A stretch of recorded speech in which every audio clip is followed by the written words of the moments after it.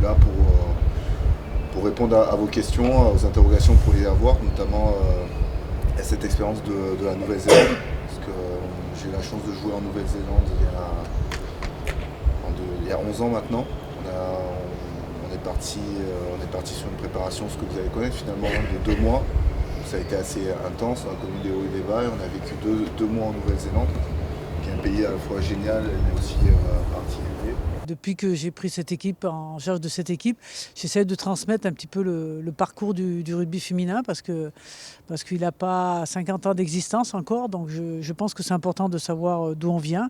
Et puis je crois que de s'enrichir du partage de l'expérience d'un garçon comme Thierry, ça fait partie des choses où on apprend, on découvre, on comprend.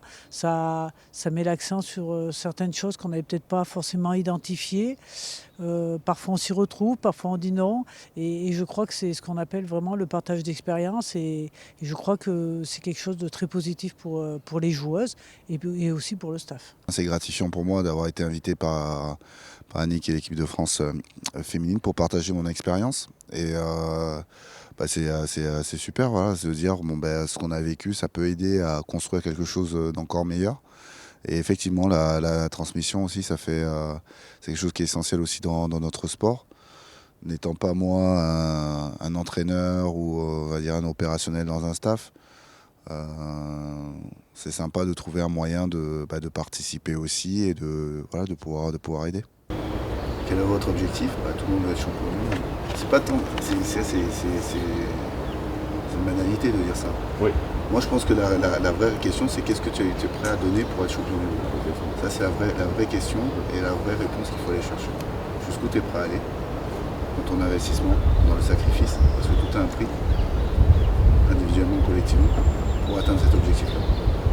Et même en faisant tout très très bien, parfaitement, tu peux passer à côté.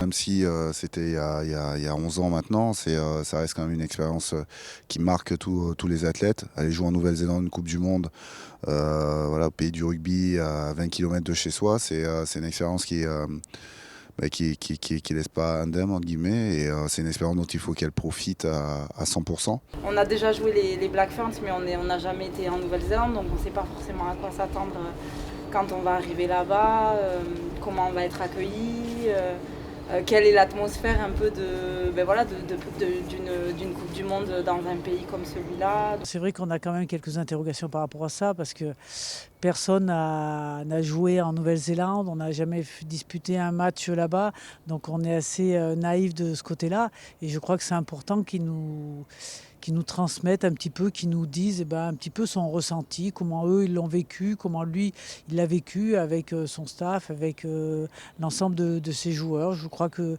y a toujours des choses positives à prendre. Chacune d'entre vous est vraiment importante, même si certaines d'entre vous ne le pensent pas. L'équipe, c'est un maillot qui est vraiment important. Et même si vous jouez, certaines ne joueront pas beaucoup.